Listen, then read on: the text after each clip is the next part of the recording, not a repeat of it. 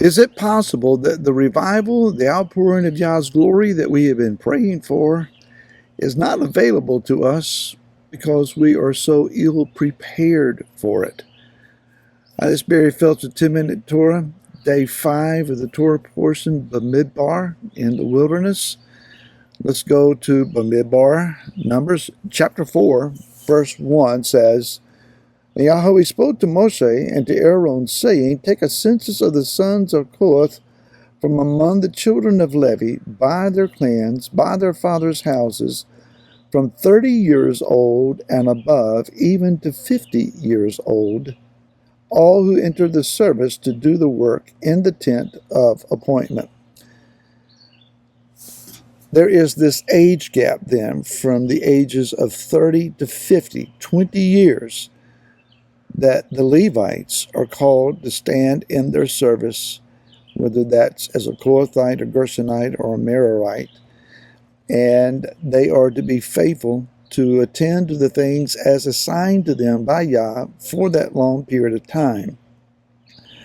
I can tell you, having been in ministry for well over 20 years, much longer than 20 years, it can be difficult at times to maintain and sustain a walk at a level that you feel like you're capable of doing anything of significance. It's not just automatically roll out of the bed in the morning and the anointing drops all over you and you stand in that power all day until you go to sleep at night. It doesn't work that way. I don't know anyone for whom it would work that way. It says here that the Kohathites are to be lifted up. Now so, as in taking then their census, their heads are lifted up for a momentary counting of them by their tribes and by their fathers' clans. They are assigned the carrying of the Mishkan's furnishings, and they are only permitted to come in and lift up the handles of whatever it is that they're carrying after the Kohanim, the sons of Aaron, have come in and covered them with their appropriate wrappers or drop cloths, if you will. And so they can't assume, well, I've done this so many times, the wrapper is not really that important. Procedure and protocol have to be observed every single time. In the days of King David, there was a desire of the king to move the Ark of the Covenant into Jerusalem. And so he brought a wagon, he brought Kohathites, he brought priests to come and to worship, and Uzzah, a Kohathite, was assigned then to guard the ark as it was being transported, not according to protocol by being carried by the handles, but rather on a cart. That's not Yah's way. He had been trained for 30 years, since childhood. You never, ever, under any circumstances, ever look at the ark without a wrapper on it, and you never, ever, in any circumstance, try to touch it. Ever. You just don't do that. This man was well trained from his youth. He knew exactly what the penalty for touching the ark would be. He reached out his hand and to touch the ark and died instantly.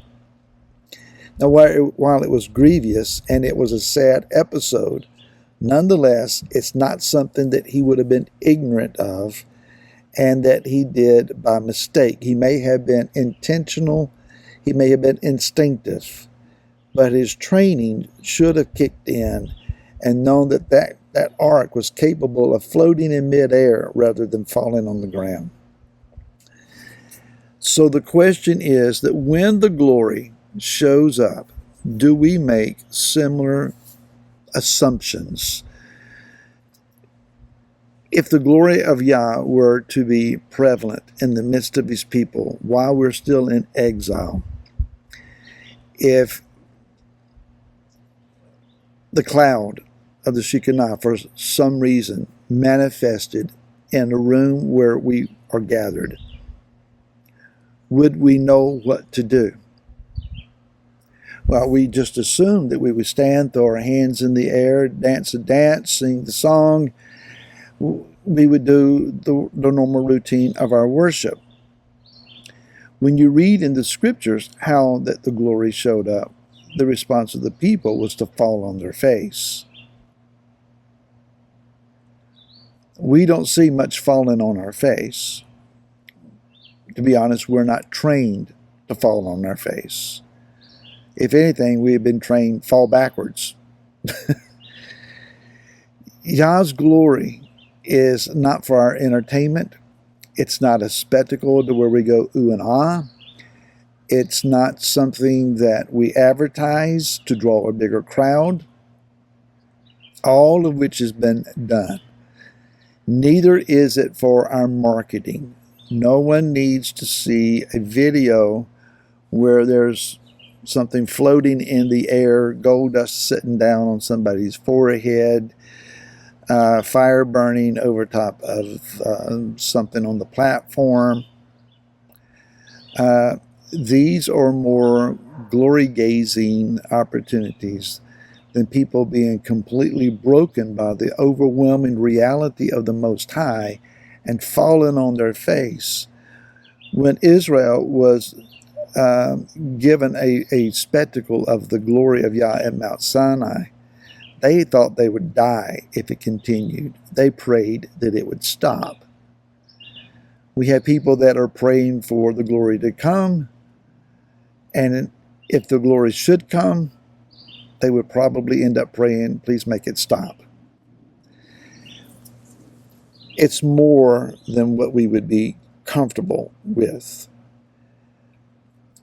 Still, the American mindset is the more people we have in a room, the better we're doing what we're supposed to be doing. You can turn on light shows, you can turn on characters and charisma and personalities and music and a lot of different things, and people will come and stand in the room. It doesn't necessarily mean that you're doing the right thing. You can do the right thing and your crowds shrink. Just kind of let that sit out there for a moment. So these men for 30 years were trained for 20 years of service. Now I'm not against revival. I'm all for it. Revival, however, is not about emotions and fervor. It's about real community change, not just an individual, but a community. Revival should affect the locale where we live. Revival should spread. It should draw hearts to the Most High. It should dramatically change life and lives.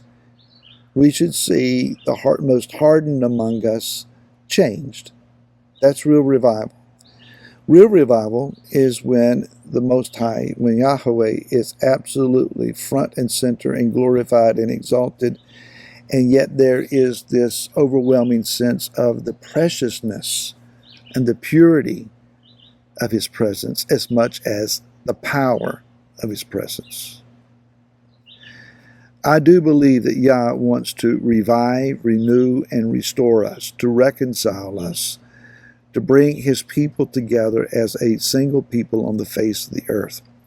And we may surmise, well, that will happen in the day of Yeshua as He returns to the earth, and certainly it will.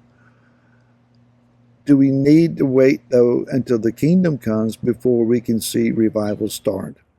And there are moves of Yah. There are young people on college campuses and so forth by the thousands who are giving their hearts to Messiah. And there are large groups that are standing and worshiping. There are things that are happening, and I'm thankful for it. But we need to see more, and may we see more, and may we see more in our day. Shabbat Shalom to you. I hope that the wilderness setting has been something you've enjoyed. Thank you for joining me outdoors. May the presence of our King fill you and those with you and wherever you are, revealing His word, His power, His truth, His light unto you. And may you rejoice. I hope to see you again next week. Until then, Shabbat Shalom.